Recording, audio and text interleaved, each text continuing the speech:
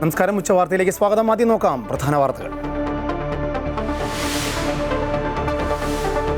ഒടുവിൽ മഞ്ഞുരുക്കത്തിന് നീക്കം. PM ശ്രീ പദ്ധതിയിൽ മുഖ്യമന്ത്രി ബിനോയ് വിശ്വം കൂടിക്കാഴ്ച 3:30. CPI അനുനയിപ്പിക്കാൻ മുഖ്യമന്ത്രി. PM ശ്രീയിൽ മെല്ലെപ്പോക്കിന് CPM. ഫയൽ നീക്കം ഉടനുണ്ടാകില്ല. LDF യോഗത്തിൽ സബ് കമ്മിറ്റി തീരുമാനിക്കും.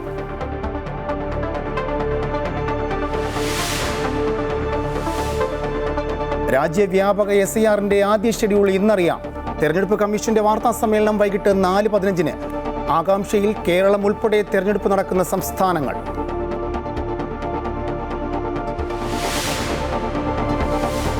തനിക്കെതിരെയുള്ള ഭൂമി ക്രമക്കേട് ആരോപണങ്ങൾ തള്ളി BJP സംസ്ഥാന അധ്യക്ഷൻ രാജീവ് ചന്ദ്രശേഖർ. ആരോപണങ്ങൾ ശബരിമല സ്വർണ്ണക്കൊള്ള, മെസ്സി വിവാദങ്ങളിൽ നിന്നും ശ്രദ്ധ തിരിക്കാനെന്നും BJP.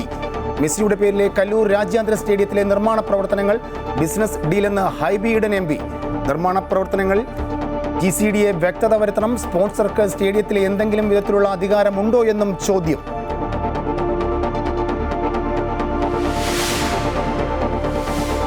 മോന്ത ചുഴലിക്കാറ്റ് അതിതീവ്രമാകുന്നു. ആന്ധ്രയിലെ മച്ചിലിപ്പട്ടണത്തിനും കലിംഗയ്ക്കുമിടയിൽ കര തൊടും. ആന്ധ്രയിലെ 23 ജില്ലകളിൽ റെഡ് അലർട്ട്. സംസ്ഥാനത്തും മഴ കനക്കുമെന്ന് മുന്നറിയിപ്പ്. ഇന്ന് 5 ജില്ലകളിൽ ഓറഞ്ച് അലർട്ട്.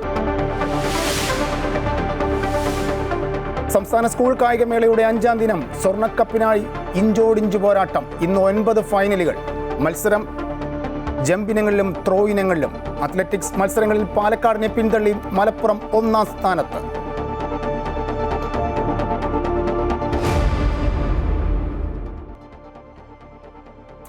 PM ശ്രീയിൽ CPI അനുനയിപ്പിക്കാൻ ഒടുവിൽ മുഖ്യമന്ത്രി നേരിട്ട് ചർച്ചയ്ക്കിറങ്ങുന്നു. ബിനോയ് വിശ്വവുമായി ആലപ്പുഴയിൽ 3:30 കൂടിക്കാഴ്ച നടത്തും. CPIയെ കാര്യങ്ങൾ കൃത്യമായി പറഞ്ഞു ധരിപ്പിക്കുവാനും ഇടതുമുന്നണി യോഗം വിളിച്ചു ചേർക്കുവാനും CPM സംസ്ഥാന സെക്രട്ടേറിയറ്റിൽ തീരുമാനമായി. ഇടതുമുന്നണി യോഗത്തിൽ സബ് കമ്മിറ്റി ഉൾപ്പെടെ തീരുമാനിക്കും. കൂടുതൽ വിശദാംശങ്ങളുമായി തിരുവനന്തപുരത്ത് നിന്നും അൻഫ്ലിറ്റ് ഡിസൂസ ചേരുന്നു. അൻഫ്ലിറ്റ്, ഒടുവിൽ CPM CPIക്ക് കീഴടങ്ങുകയാണോ, CPI CPMന് കീഴടങ്ങുകയാണോ? ഏത് തരത്തിലുള്ള ഒരു സമവായത്തിലേക്കാണ് കാര്യങ്ങൾ പോകുന്നത്? CPMന്റെ ഇന്നത്തെ തീരുമാനം എന്താണ്? ഏറ്റവും പ്രധാനപ്പെട്ട ഒരു തീരുമാനമാണ് രാജേഷ് CPMന്റെ സംസ്ഥാന സെക്രട്ടേറിയറ്റിൽ വന്നു ചേർന്നത്. അതായത് ഈ ഒരു വിഷയത്തിൽ മുഖ്യമന്ത്രി അനുനയത്തിന്റെ ചർച്ചയ്ക്കായി മുഖ്യമന്ത്രി തന്നെ നേരിട്ട് രംഗത്തിറങ്ങി ബിനോയ് വിശ്വവുമായി കൂടിക്കാഴ്ച നടത്തുന്നു. ആ കൂടിക്കാഴ്ച നടത്തുമ്പോൾ ബിനോയ് വിശ്വം അല്ലെങ്കിൽ CPI അനുനയിക്കാൻ വേണ്ടിയുള്ള ചില സുപ്രധാനമായ നിലപാടുകളും അല്ലെങ്കിൽ സുപ്രധാനമായ തീരുമാനങ്ങളും സംസ്ഥാന സെക്രട്ടേറിയറ്റിൽ കൈകൊണ്ട ശേഷമാണ് മുഖ്യമന്ത്രി ബിനോയ് വിശ്വത്തെ കാണുന്നത്. ആ തീരുമാനങ്ങൾ ഏറ്റവും പ്രധാനം PM ശ്രീയിൽ മെല്ലെപ്പോക്ക്, അതായത് വളരെ വേഗത്തിൽ PM ശ്രീ പദ്ധതിയുമായി സർക്കാർ മുന്നോട്ട് പോകുന്നു. അതായത് ഫണ്ട് വാങ്ങുക, ഉദ്യോഗസ്ഥ ഫയൽ നീക്കം വേഗത്തിലാക്കുക അടക്കമുള്ള, സ്കൂളുകളുടെ പട്ടിക കൈമാറുക അടക്കമുള്ള എല്ലാ കാര്യങ്ങളിലും മെല്ലെപ്പോക്ക്. തൽക്കാലം അത് മരവിപ്പിക്കുന്നു, പൂർണ്ണമായും മരവിപ്പിക്കുന്നു എന്ന് ഈ ഘട്ടത്തിൽ പറയാൻ സാധ്യമല്ല. കാരണം വളരെ ഫാസ്റ്റായി പൊയ്ക്കൊണ്ടിരുന്നൊരു പദ്ധതിയായിരുന്നു. ആരും അറിയാതെ രഹസ്യമായി അല്ലെങ്കിൽ വളരെ ധൃതിപ്പെട്ട് ഒപ്പിടുന്നു, ഡൽഹിയിൽ പോയി ഒപ്പിടുന്നു. പക്ഷേ 2 ദിവസം കഴിയുന്നു. തുടർ നീക്കങ്ങളിലേക്ക് അതേ വേഗത്തിൽ പോകേണ്ടതിന് അവിടെ കടിഞ്ഞാണിടുകയാണ്. തുടർ നീക്കം ഇല്ല, തുടർ നീക്കങ്ങൾ വളരെ വൈകിപ്പിക്കുന്നു. തൽക്കാലം ഒരു മെല്ലെപ്പോക്ക്, തുടർന്ന് അങ്ങോട്ടുള്ള എല്ലാ നടപടികളിലും മെല്ലെപ്പോക്ക് മതി എന്നൊരു തീരുമാനത്തിലെത്തുന്നു. ഇത് അനുനയിപ്പിക്കാൻ തന്നെയാണ് CPI. കാരണം 3:30 മുഖ്യമന്ത്രി ബിനോയ് വിശ്വവുമായി കൂടിക്കാഴ്ച നടക്കുമ്പോൾ എന്താണോ ബിനോയ് വിശ്വം അല്ലെങ്കിൽ CPI മുന്നോട്ട് വെച്ചത് ആ വിഷയങ്ങളിലൊക്കെ തന്നെ തൽക്കാലം ഒരു സ്റ്റോപ്പ് തൽക്കാലം കൊടുത്തിരിക്കുകയാണ്. എന്നാൽ MOU ഒപ്പിട്ടിൽ നിന്ന് സാങ്കേതികമായി പിന്നോട്ട് പോവുക അസാധ്യമാണ്, പ്രായോഗികമല്ല. എന്നാൽ എന്തുകൊണ്ടാണ് ഒപ്പിട്ടുകൾ ഉണ്ടാകുന്ന ഭവിഷ്യത്തുകൾ, ആ ഭവിഷ്യത്തുകൾ മുന്നിൽ കണ്ടുകൊണ്ട് തൽക്കാലം അത് കൂടുതൽ ചർച്ച ചെയ്ത് തീരുമാനിക്കാം. അതിനുവേണ്ടിയാണ് ഒരു സബ് കമ്മിറ്റി വെക്കാൻ തീരുമാനിക്കുന്നു. ഇനി ഇടതുമുന്നണി യോഗം വിളിച്ചില്ല എന്ന CPIയുടെ പരാതി അല്ലെങ്കിൽ ആക്ഷേപം, അതിന് ഇടതുമുന്നണി ഏറ്റവും അടുത്ത ദിവസം തന്നെ ഒരു ഇടതുമുന്നണി യോഗം വിളിച്ചു ചേർത്ത് ഘടകകക്ഷികളുമായി ഇക്കാര്യത്തിൽ ചർച്ച ചെയ്ത് അവരെ കാര്യങ്ങൾ പറഞ്ഞ് ബോധ്യപ്പെടുത്തും. അവിടെയായിരിക്കും ഒരുപക്ഷെ സബ് കമ്മിറ്റി വരിക. ആ സബ് കമ്മിറ്റിയിൽ ഒരുപക്ഷെ ഇടതുമുന്നണി CPI നേതാക്കൾ ഉൾപ്പെടെ ചേർത്തുകൊണ്ടായിരിക്കും ഒരു സബ് കമ്മിറ്റി. ഈ സബ് കമ്മിറ്റി വരുന്നത് കൊണ്ട് ഉദ്ദേശിക്കുന്നത് PM ശ്രീയുമായി തുടർ നടപടിയിൽ ഏത് രീതിയിൽ എങ്ങനെ പോകണമെന്ന കാര്യത്തിൽ നയപരമായ തീരുമാനങ്ങൾ എടുക്കുക, അതാണ് തൽക്കാലം ഉദ്ദേശിക്കുന്നത്. പിന്നെ ഈ വിഷയത്തിൽ മുഖ്യമന്ത്രി ഒരു അക്ഷരം മിണ്ടുന്നില്ല, മുഖ്യമന്ത്രി നിശബ്ദത പാലിക്കുന്നു എന്നായിരുന്നു CPI. പ്രത്യേകിച്ച് മന്ത്രിസഭാ യോഗത്തിൽ ഈ വിഷയം മന്ത്രിമാർ എടുത്തപ്പോൾ മുഖ്യമന്ത്രി ഒരു അക്ഷരം മിണ്ടിയില്ല. ആ ഇടത്ത് ആ പരാതി തീർക്കാൻ അല്ലെങ്കിൽ ഈ ഒരു പ്രശ്നം ഇത്രയേറെ വഷളായി നിൽക്കുന്ന ഒരു സാഹചര്യത്തിൽ, ഒരു പൊട്ടിത്തെറിയുടെ വക്കിലെത്തി നിൽക്കുന്ന ഒരു സാഹചര്യത്തിൽ ഈ വിഷയത്തിൽ ഇടപെടാൻ മുഖ്യമന്ത്രി തന്നെ നേരിട്ട് ഇടപെടുന്നു. ആദ്യം MV ഗോവിന്ദനെ ചർച്ചയ്ക്ക് നിയോഗിച്ചുവെങ്കിലും പിന്നീട് മുഖ്യമന്ത്രി തന്നെ നേരിട്ട് ചർച്ച ചെയ്യുന്നു. ആലപ്പുഴയിൽ 3:30 ബിനോയ് വിശ്വത്തെ നേരിട്ട് ആലപ്പുഴയിൽ പോയി കണ്ട് കൂടിക്കാഴ്ച നടത്തി കാര്യങ്ങൾ ബോധ്യപ്പെടുത്തുന്നു. തയ്യാറാകുന്നു. നമ്മളിപ്പോൾ മനസ്സിലാക്കുന്നത് CPI ഒരുപക്ഷെ വഴങ്ങുമെന്ന് തന്നെയാണ്. കാരണം ആ രീതിയിലേക്ക് കാര്യങ്ങൾ എത്തിച്ചേർന്നിരിക്കുന്നു. PM ശ്രീ പദ്ധതിയിൽ MOU നിന്ന് പിൻവാങ്ങുന്ന എന്നതിനപ്പുറത്ത് ബാക്കി എല്ലാ കാര്യങ്ങളും ഏറെക്കുറെ ഒരു കോംപ്രമൈസിന് CPM തയ്യാറാകുന്നു. പക്ഷേ അപ്പോഴും ശ്രദ്ധിക്കേണ്ടത് CPI ഇത്രയും ദിവസം പറഞ്ഞുകൊണ്ടിരുന്നത് MOU നിന്ന് പിന്മാറുക മാത്രമാണ്. പക്ഷേ അത് അസാധ്യമെന്ന് CPI പറഞ്ഞ കാര്യങ്ങൾ ബോധ്യപ്പെടുത്തുകയും ബാക്കി അവർ മുന്നോട്ട് വെച്ച എല്ലാ ഫോർമുലകളും അംഗീകരിക്കുന്നു, അല്ലെങ്കിൽ അതിലേക്ക് കാര്യങ്ങൾ എത്തുന്നു. ഇക്കാര്യം മുഖ്യമന്ത്രി വിജയകരമായി തന്നെ ബിനോയ് വിശ്വത്തെ പറഞ്ഞ കാര്യങ്ങൾ ബോധ്യപ്പെടുത്തുന്നു. അതോടുകൂടി ഒരു മഞ്ഞുരുകലിന്റെ സാധ്യത ഇത് തന്നെയാണ് ഇന്ന് 3:30 നമ്മൾ പ്രതീക്ഷിക്കുന്നത്. അൻഫിൽട്ടാണ് തിരുവനന്തപുരത്ത് നിന്നും വിശദാംശങ്ങൾ നൽകിയത്. CPI നിർവാഹക സമിതി യോഗം ആലപ്പുഴ ജില്ലാ കമ്മിറ്റി ഓഫീസിൽ ചേരുകയാണ്. PM ശ്രീ വിഷയത്തിൽ നിർണായക തീരുമാനങ്ങൾ ഇന്ന് ഉണ്ടാകില്ല എന്നാണ് ഇപ്പോൾ ലഭിക്കുന്ന സൂചന. ഇടതുമുന്നണി യോഗം ചേർന്ന ശേഷം നിലപാടെടുക്കാനാകും CPIയുടെ തീരുമാനം. അതേസമയം മുഖ്യമന്ത്രിയും ബിനോയ് വിശ്വവുമായി ഇന്ന് ആലപ്പുഴയിൽ 3:30 കൂടിക്കാഴ്ച നടത്തും. വിവരങ്ങളുമായി കിരൺ തത്സമയം ആലപ്പുഴയിൽ നിന്ന് നമ്മോടൊപ്പം ചേരുന്നുണ്ട്. കിരൺ, ഒടുവിലൊരു മഞ്ഞുരുകലിനെ സാധ്യത കാണുകയാണ്. മുഖ്യമന്ത്രിയാണ് നേരിട്ട് ഇന്ന് പാർട്ടി സെക്രട്ടറിയെ കാണുന്നത്. ബിനോയ് വിശ്വം കടുത്ത നിലപാടെടുക്കുന്നു, മന്ത്രിമാരെ ഉൾപ്പെടെ പിൻവലിക്കും എന്ന ഭീഷണിയും മുഴക്കിയിരുന്നു. ഈ സാഹചര്യത്തിലാണ് മുഖ്യമന്ത്രി നേരിട്ട് കാണാനെത്തുന്നത്, ഒരു സമവായത്തിലെത്തുന്നു. എന്താണ് പ്രവർത്തകരുടെയും ഒരു പൊതുവികാരം? രാജേഷ്, CPIയുടെ നിർവാഹക സമിതി യോഗം ഇപ്പോഴും ആലപ്പുഴ ജില്ലാ കമ്മിറ്റി ഓഫീസിൽ പുരോഗമിച്ചുകൊണ്ടിരിക്കുകയാണ്. ഈ യോഗത്തിന് മുന്നോടിയായിട്ട് CPI മന്ത്രിമാർ ബിനോയ് വിശ്വവുമായി ചർച്ച നടത്തിയിരുന്നു. നേരത്തെ ഈ PM ശ്രീ വിഷയവുമായി ബന്ധപ്പെട്ട് വലിയൊരു നടപടിയിലേക്ക് CPI കടക്കുമെന്ന തരത്തിലുള്ള സൂചനകൾ നൽകിക്കൊണ്ടായിരുന്നു ഈ യോഗങ്ങളൊക്കെ ഉണ്ടായിരുന്നത്. മന്ത്രിസഭയിൽ നിന്ന് CPI മന്ത്രിമാരെ പിൻവലിക്കുന്ന അടക്കമുള്ള നടപടികളിലേക്ക് കാര്യങ്ങൾ നീങ്ങുന്നു എന്ന് തന്നെയായിരുന്നു, അത്തരത്തിലുള്ള ഒരു സൂചനകൾ തന്നെയായിരുന്നു ആദ്യഘട്ടത്തിൽ പുറത്തു വന്നിരുന്നത്. എന്നാൽ പിന്നീട് CPMൻ്റെയും സെക്രട്ടേറിയറ്റ് യോഗം അത് തിരുവനന്തപുരത്ത് നടക്കുന്നു. ഈ യോഗത്തിൽ നിന്ന് ഉണ്ടായ ഒരു തീരുമാനം CPIയെ ഈ വിഷയത്തിൽ കാര്യങ്ങൾ ധരിപ്പിച്ചുകൊണ്ട് ഇവരെ ഒപ്പം നിർത്തുന്നതിന് വേണ്ടിയുള്ള നടപടികൾ ഉണ്ടാകണം എന്നുള്ളൊരു ധാരണയിലേക്ക് കാര്യങ്ങൾ എത്തിയതോടെ തന്നെ CPIയും കാര്യങ്ങൾ മയപ്പെടുത്തുന്നതിന് വേണ്ടിയുള്ള ഒരു നീക്കമാണ് ഉണ്ടായിരിക്കുന്നത്. നേരത്തെ മന്ത്രിമാരുടെ യോഗമൊക്കെ നടത്തിയതിന് ശേഷം ഇപ്പോൾ CPIയുടെ ജില്ലാ കമ്മിറ്റി ഓഫീസിൽ നിർവാഹക സമിതി യോഗം നടന്നുകൊണ്ടിരിക്കുകയാണ്. ഇതിനുശേഷം ഇന്ന് 3:30 മുഖ്യമന്ത്രിയുമായി CPI സംസ്ഥാന സെക്രട്ടറി ബിനോയ് വിശ്വം ചർച്ച നടത്തുക. ഈ വിഷയത്തിൽ ഒരു സമവായത്തിലേക്ക് കാര്യങ്ങൾ നീങ്ങുന്നു എന്നൊരു സൂചന നൽകിക്കൊണ്ട് തന്നെയാണ് ഏതായാലും ബിനോയ് വിശ്വവുമായിട്ടുള്ള ചർച്ച. ഇന്ന് രാവിലെ ബിനോയ് വിശ്വം പ്രതികരിച്ചപ്പോഴടക്കം പറഞ്ഞൊരു കാര്യം, ചർച്ചയ്ക്കുള്ള വാതിലുകൾ അടഞ്ഞിട്ടില്ല. തങ്ങൾ രണ്ട് പാർട്ടികളും CPMഉം CPIയും ഇടത് പാർട്ടികളാണ്. LDFിൽ ഭിന്നതകളില്ല. അതുകൊണ്ട് തന്നെ ചർച്ച നടത്താനായിട്ടുള്ള ഒരു സാഹചര്യം ഉണ്ടെങ്കിൽ അതുമായി മുന്നോട്ട് പോകും എന്നുള്ളൊരു കാര്യം തന്നെ ബിനോയ് വിശ്വം സൂചിപ്പിക്കുകയുണ്ടായിരുന്നു. മാത്രമല്ല, നേരത്തെ ഈ വിഷയത്തിൽ മുഖ്യമന്ത്രി ബിനോയ് വിശ്വമിനെ ഫോണിൽ വിളിച്ച് സംസാരിക്കുമെന്നുള്ളൊരു വാർത്തകളൊക്കെ പുറത്തു വന്നിരുന്നു. എന്നാൽ ബിനോയ് വിശ്വം തന്നെ പ്രതികരിച്ചത് ഫോണിൽ തന്നെ മുഖ്യമന്ത്രി വിളിച്ചിട്ടില്ല എന്നുള്ളൊരു കാര്യമായിരുന്നു. ഏതായാലും മുഖ്യമന്ത്രി ഇനി ഫോണിൽ വിളിക്കുകയല്ല, നേരിട്ട് ബിനോയ് വിശ്വമിനെ കണ്ട് കാര്യങ്ങൾ ധരിപ്പിക്കാൻ പോവുകയാണ്. അതുകൊണ്ട് തന്നെ ഒരു കടുത്ത തീരുമാനങ്ങളിലേക്ക് ഇപ്പോൾ കടക്കേണ്ടതില്ല എന്നുള്ളൊരു തീരുമാനത്തിലേക്ക് തന്നെയാണ് CPIയുടെ എക്സിക്യൂട്ടീവ് യോഗവും എത്തിക്കൊണ്ടിരിക്കുന്നത്. ഇന്നത്തെ ഈ യോഗം പൂർത്തീകരിച്ചു കഴിഞ്ഞാൽ ഇതിലൊരു കടുത്ത നടപടികളിലേക്ക് പോകുമോ അല്ലെങ്കിൽ അത്തരമൊരു തീരുമാനത്തിലേക്ക് ഒന്നും തന്നെ ഇന്നത്തെ യോഗം ഉണ്ടാവില്ല. ഇതിന് ശേഷം LDFിൻ്റെ യോഗമുണ്ടാവും. LDF യോഗത്തിൽ വീണ്ടും ഈ വിഷയം ചർച്ച ചെയ്തതിന് ശേഷം മാത്രമായിരിക്കും ഏതായാലും ഇനി അടുത്ത ഒരു തീരുമാനം എന്താണ് എന്നതിലേക്ക് CPI കടക്കുകയുള്ളൂ. രാജേഷ്. കിരണാണ് വിശദാംശങ്ങൾ ആലപ്പുഴയിൽ നിന്നും നൽകിയത്. CPI സംസ്ഥാന എക്സിക്യൂട്ടീവ് യോഗത്തിന് മുമ്പുള്ള ബിനോയ് വിശ്വത്തിന്റെ പ്രതികരണം കേൾക്കാം.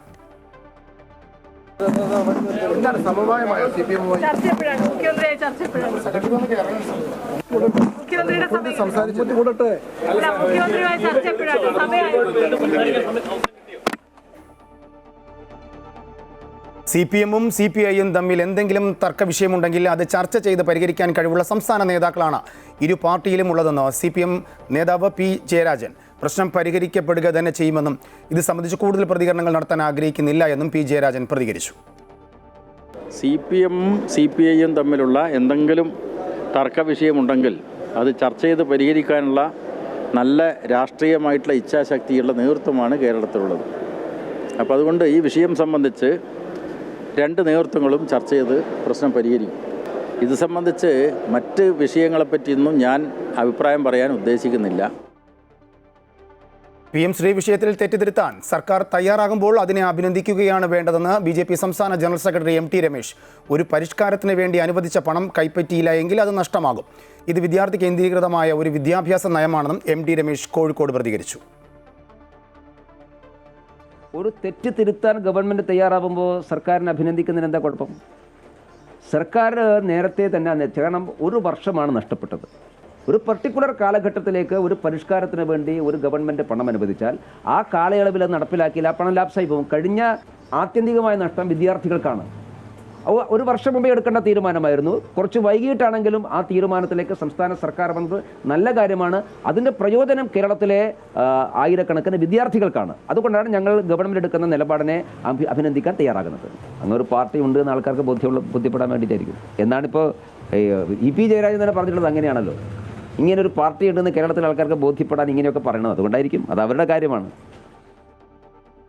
ഭൂമി ക്രമക്കേടുമായി ബന്ധപ്പെട്ട ആരോപണങ്ങൾക്ക് മറുപടിയുമായി BJP സംസ്ഥാന അധ്യക്ഷൻ രാജീവ് ചന്ദ്രശേഖർ നുണപ്രചാരകർക്കെതിരെ നിയമ നടപടി സ്വീകരിക്കും. മെസ്സി വിവാദത്തിൽ നിന്നുള്ള ശ്രദ്ധ തിരിക്കാനുള്ള നീക്കമാണ് ആരോപണത്തിന് പിന്നിലെന്നും അദ്ദേഹം പറഞ്ഞു.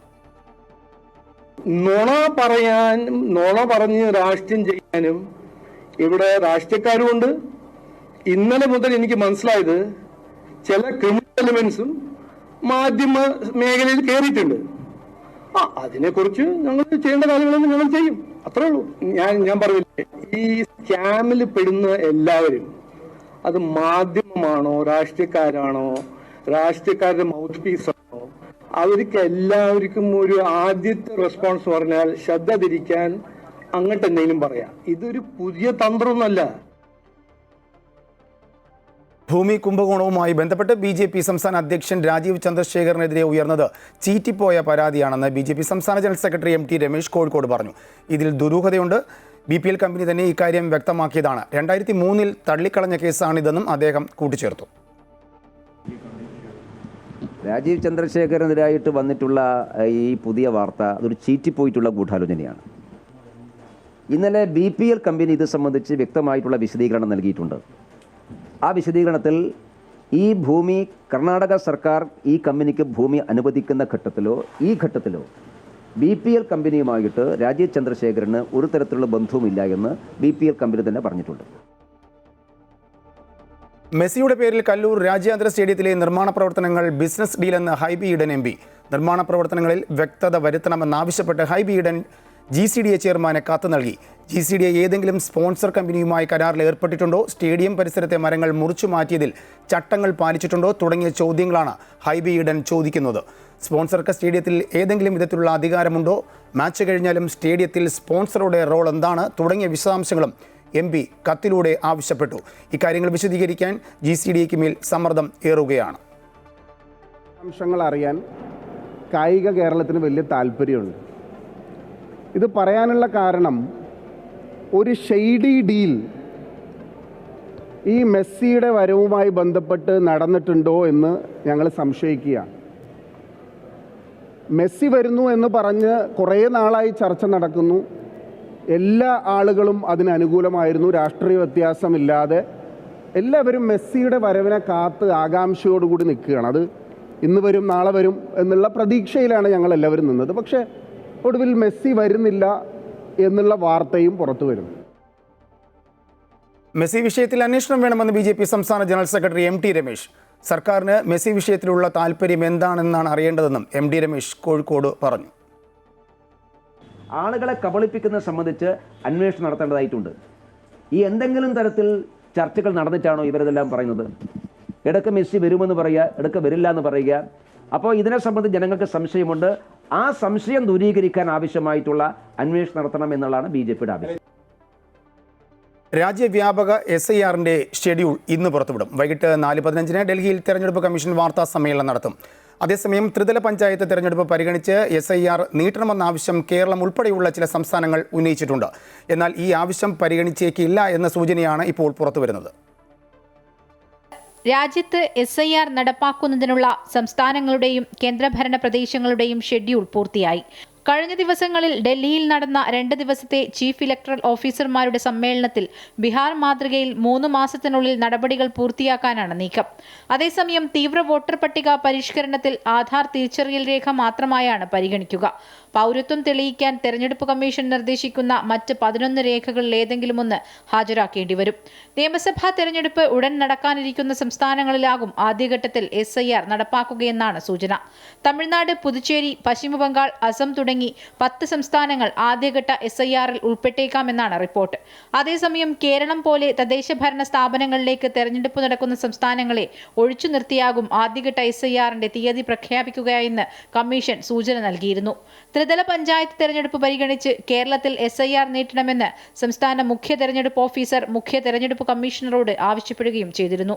അടുത്ത മാസം ആദ്യം കേരളത്തിലെ തദ്ദേശ തെരഞ്ഞെടുപ്പ് പ്രഖ്യാപിച്ചേക്കും. ഡിസംബർ 20 മുൻപ് നടപടിക്രമങ്ങൾ പൂർത്തിയാകുന്ന തരത്തിലാകും പ്രഖ്യാപനം. ബീഹാറിലെ SIRനെതിരായ കേസ് സുപ്രീംകോടതിയിൽ തുടരുമ്പോഴാണ് തെരഞ്ഞെടുപ്പ് കമ്മീഷൻ രാജ്യവ്യാപക SIRനുള്ള നടപടി ആരംഭിക്കുന്നത്. 2026 നിയമസഭാ തെരഞ്ഞെടുപ്പ് നടക്കുന്ന 10 മുതൽ 15 വരെ സംസ്ഥാനങ്ങൾ ആദ്യഘട്ടത്തിൽ ഉൾപ്പെടുമെന്നാണ് കമ്മീഷൻ ഉദ്യോഗസ്ഥർ നേരത്തെ അറിയിച്ചിരുന്നത്. കേരളം, അസം, പുതുച്ചേരി, തമിഴ്നാട്, പശ്ചിമബംഗാൾ എന്നിവയാണ് അടുത്ത വർഷം തെരഞ്ഞെടുപ്പ് നടക്കുന്ന സംസ്ഥാനങ്ങൾ. News desk, Amrita TV. തെരുവുനായ പ്രശ്നത്തിൽ സത്യവാങ്മൂലം സമർപ്പിക്കാത്തതിൽ ചീഫ് സെക്രട്ടറിമാർക്ക് സമൻസ് അയച്ച് സുപ്രീം കോടതി. അടുത്ത തിങ്കളാഴ്ച നേരിട്ട് ഹാജരായി വിശദീകരണം നൽകാനും കോടതി നിർദ്ദേശം നൽകി. പശ്ചിമബംഗാൾ, തെലങ്കാന ഒഴികെയുള്ള സംസ്ഥാനങ്ങളും കേന്ദ്രഭരണ പ്രദേശങ്ങളിലെയും ചീഫ് സെക്രട്ടറിമാരോടാണ് നിർദ്ദേശം.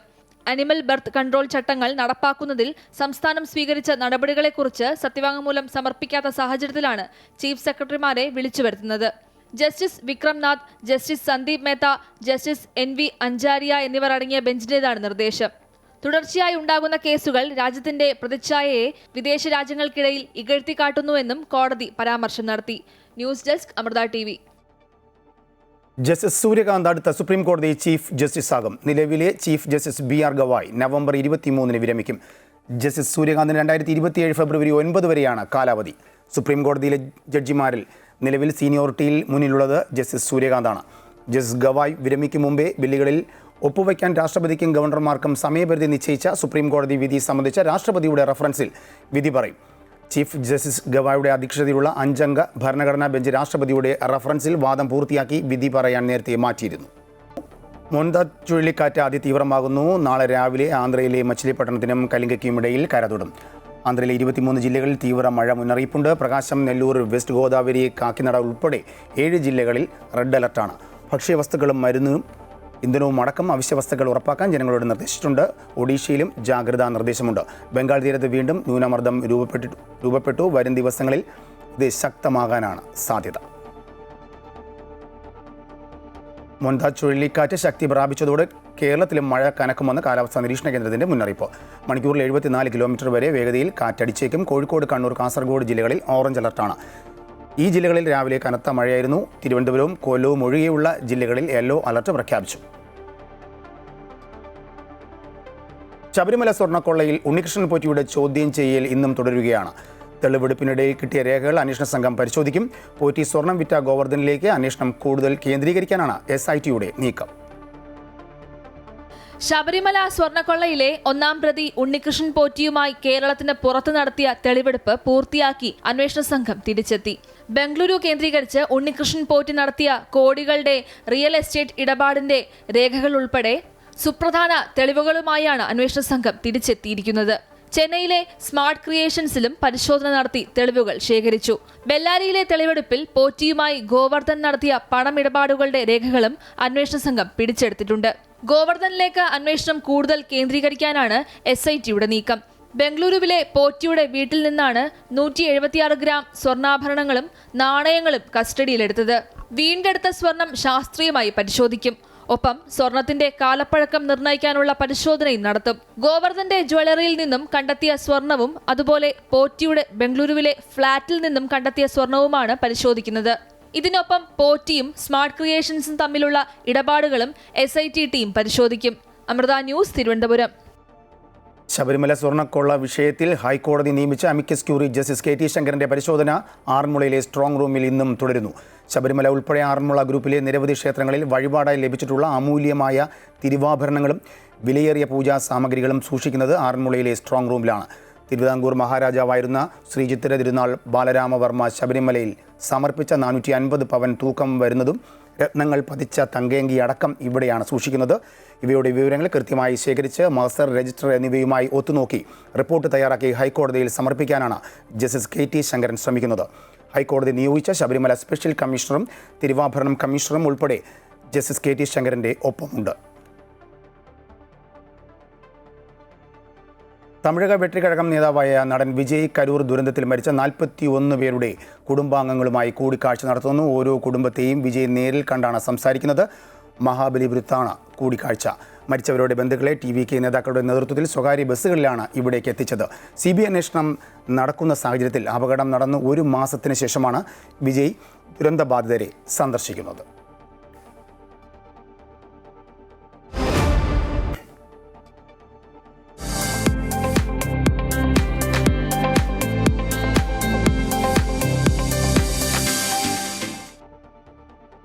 സംസ്ഥാന സ്കൂൾ കായികമേളയിൽ 1ഉം 2ഉം സ്ഥാനങ്ങൾ ഉറപ്പിച്ച് തിരുവനന്തപുരവും തൃശ്ശൂരും 3ാം സ്ഥാനത്തിനായി പാലക്കാടും. കണ്ണൂരും തമ്മിലുള്ള പോരാട്ടം തുടരുകയാണ്. അത്ലറ്റിക്സ് മത്സരങ്ങളിൽ പാലക്കാടിനെ പിന്തള്ളി മലപ്പുറം 1ാം സ്ഥാനത്തെത്തി. ഉച്ചയ്ക്ക് ശേഷം hammer throw, shot put, triple jump, high jump അധ്യാപകരുടെ മത്സരങ്ങൾ എന്നിവ നടക്കും.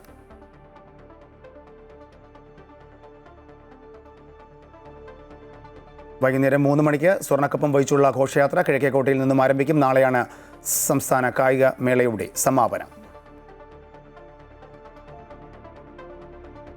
ഗ്രൗണ്ടില്ല, വില കൂടിയ ഉപകരണങ്ങളില്ല, പക്ഷേ ജയിക്കുവാനുള്ള ആത്മവിശ്വാസവും പൊരുതാനുള്ള മനസ്സുമായാണ് സംസ്ഥാന കായികമേളയിൽ ഇക്കുറി കോട്ടയത്തെ Thalayolaparambu Muhammad Basheer school hockey team സ്വർണം വീണ്ടെടുക്കാൻ ഇറങ്ങിയത്. സ്കൂൾ ഹോക്കിയിൽ സംസ്ഥാനത്തെ മികച്ച ടീമുകളിൽ ഒന്നാണ് തലയോലപ്പറമ്പ് മുഹമ്മദ് ബഷീർ സ്കൂളിൻ്റേത്. മുൻകാലങ്ങളിലെ ചാമ്പ്യന്മാർ. പക്ഷേ പരിമിതികളിൽ തട്ടിയും മുട്ടിയും കുറച്ചു നാളായി കാലിടറിപ്പോയി എന്നതാണ് സത്യം.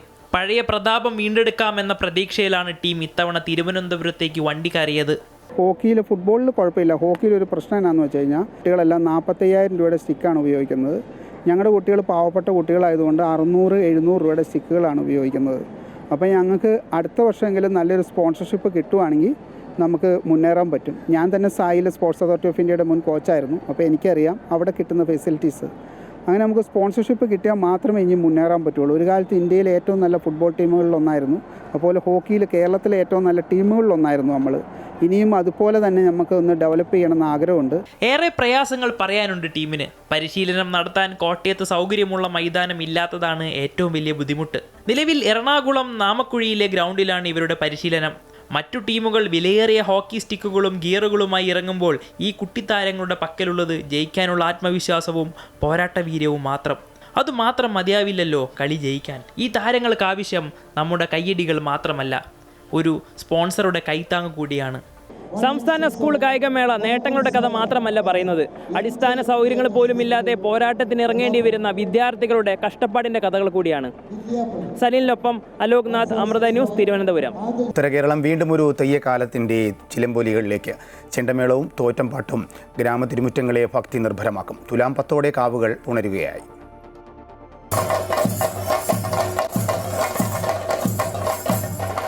ചെണ്ടമേളത്തിനൊത്ത് തോറ്റംപാട്ടും വരവിളിയും ഉയരുമ്പോൾ തെയ്യങ്ങൾ വരപ്രസാദമായി നൽകുന്ന മഞ്ഞൾക്കുറി ഏറ്റുവാങ്ങി അനുഗ്രഹമൊഴികൾ കേട്ട് മനസ്സ് ധന്യമാക്കുവാനായി പതിനായിരങ്ങളായ വിശ്വാസികൾ വടക്കേ മലബാറിലെ കാവുകളിലും കോട്ടങ്ങളിലും ദേവസ്ഥാനങ്ങളിലും തറവാട് തിരുമുറ്റങ്ങളിലും ഒത്തുചേരും.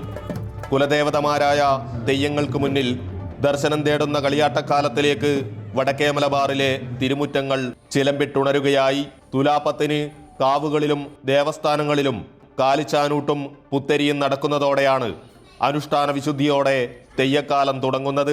ശൈവ വൈഷ്ണവ ചൈതന്യങ്ങളും വീരന്മാരും മന്ത്രമൂർത്തികളും നാഗദേവതമാരും പുലിദൈവങ്ങളുമെല്ലാം ഉറഞ്ഞാടി അനുഗ്രഹം ചൊരിയുന്ന തെയ്യക്കാലം.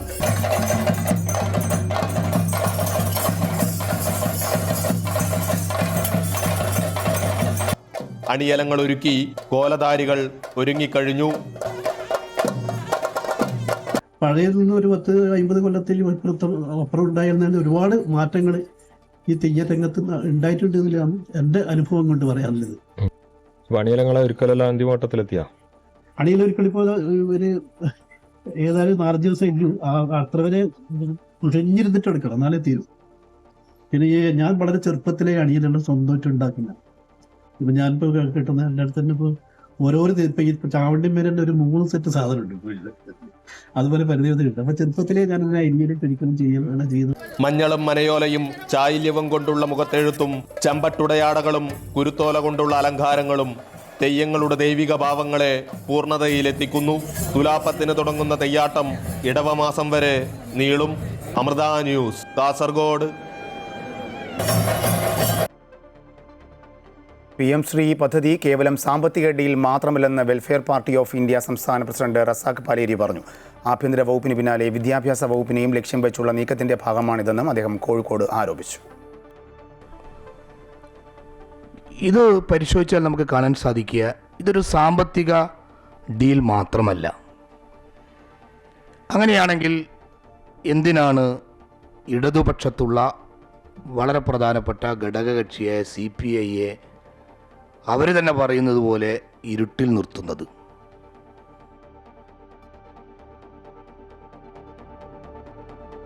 ഇതോടുകൂടി വാർത്താ ബുള്ളറ്റിൻ പൂർണ്ണമാകുന്നു. കൂടുതൽ വാർത്തയ്ക്കായി അമൃത ന്യൂസ് യൂട്യൂബ് കാണുക.